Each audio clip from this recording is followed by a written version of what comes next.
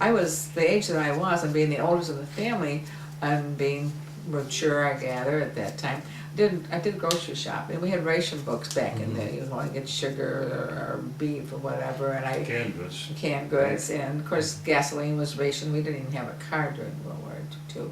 But also, I remember my father buying. I told Bob about cigarettes being ration. He said no, they weren't ration. They were just a shortage of them. But I remember my father having the papers and the tobacco and making his own cigarettes and things. I didn't go to school until noontime. Went from school from 12 to 4. When we moved back here from Chicago, I went to work at Commonwealth Associates.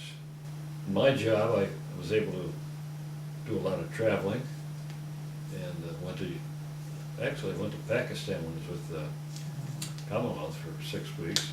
But I was fortunate enough to go to work for Mrs. Emmons, who's now passed on at Emmons Refuge, but she had a handicraft, arts and craft store over on 4th Street near the Parkside High School.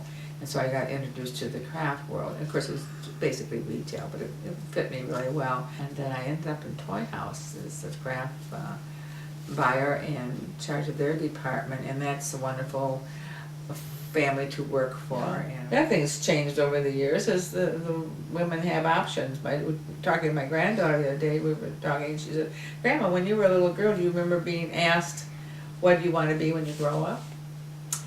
And I sat there and I said, not really. I don't think I ever was asked that. I said, and she, well, I said, if I had been asked, I probably would have just said what I was told, grow up to be a mother, a wife and a mother. I mean, that was it. And that's been exciting that women do have more options. We had lived in 3 homes here, and our last home was in the middle of 10 acres, just north of Parnell Road, after living in the Southwest for almost all our married life. And of course, we're here now, and which is a wonderful place to be.